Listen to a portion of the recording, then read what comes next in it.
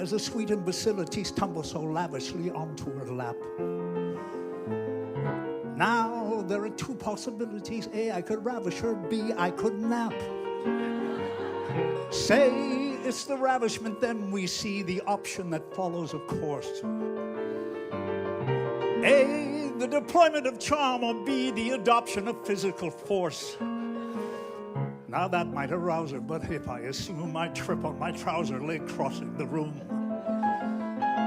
her hair getting tangled, her stays getting snaps, my nerves will be jangled, my energy sapped. Removing her clothing could take me all day, and her subsequent loathing would turn me away, which eliminates B and which leaves us with A. Now, insofar as approaching it, what would be festive but have its effect? Now, there are two ways of broaching it. A, the suggestive, and B, the direct. Say that I settle on B, to wit, a charmingly lecherous mood. A, I could put on my nightshirt or sit disarmingly B in the nude. That might be effective, my body's all right, but not in perspective and not in the light. I'm bound to be chilly and feel a buffoon, but nightshirts are silly in mid-afternoon.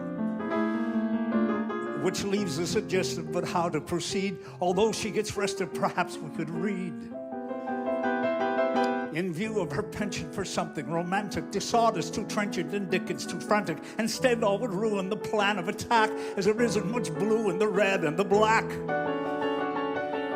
De Maupassant's candor would cause her dismay. The Brontes are grander, but not very gay. Her taste is much blander, I'm sorry to say, but as Hans Christian Andersen ever escape,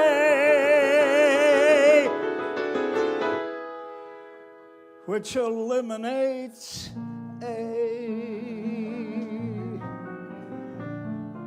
So that evening, Fredric goes to visit his first love, Desiree Armfeld, from his days when he was in law school.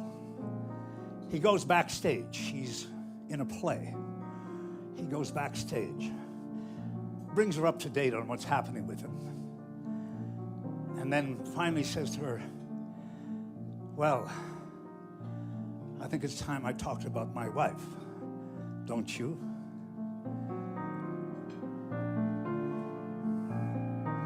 She lightens my sadness, she livens my days, she bursts with a kind of madness my well-ordered ways. My happiest mistake, the ache of my life.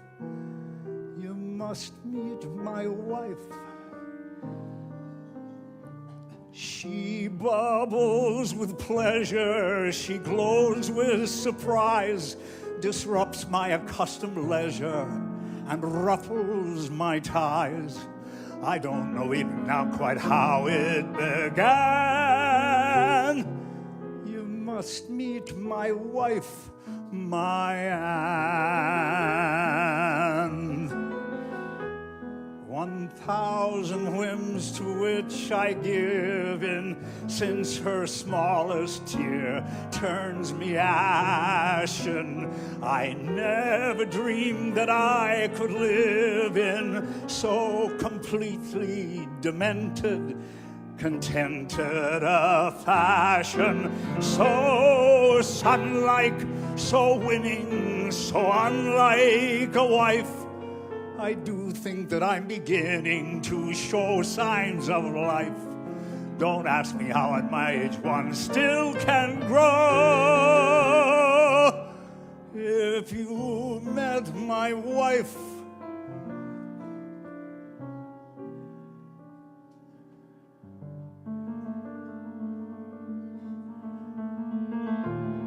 and then came Sweeney Todd.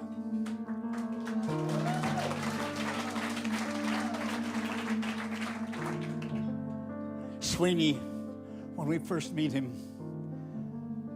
is with Anthony, the young sailor who had saved his life and brought him from Australia back to London. Anthony wants to know why he's back, why he went away. And Sweeney says,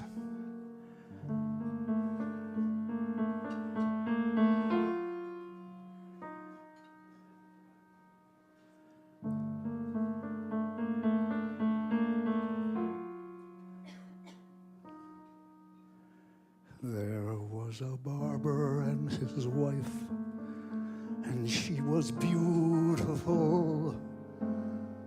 A foolish barber and his wife. She was his reason and his life, and she was beautiful, and she was virtuous, and he was naive.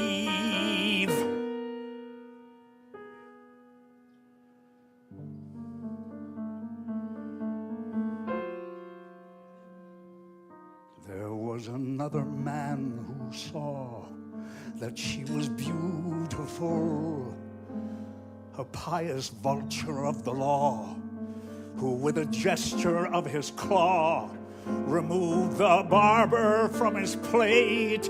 Then there was nothing but to wait, and she would fall so soft, so young, so lost, and oh so beautiful.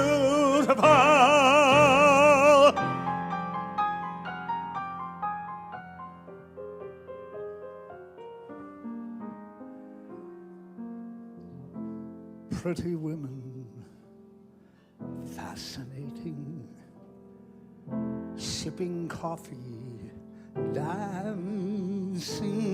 Pretty women are a wonder. Pretty women sitting in the window or standing on the stair. Something in them cheers the air. Pretty women, silhouetted, stay within you, glancing, stay forever, breathing lightly. Pretty women,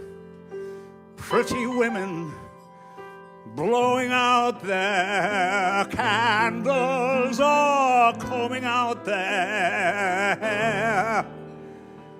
Even when they leave, they still are there. They're there. Pretty women at their windows, in their gardens, letter writing, flower picking, weather watching. How they make a man feel proof of heaven as you're living. Pretty women, sir, pretty women is to pretty women. All the pretty women, pretty women, pretty women. Pretty women.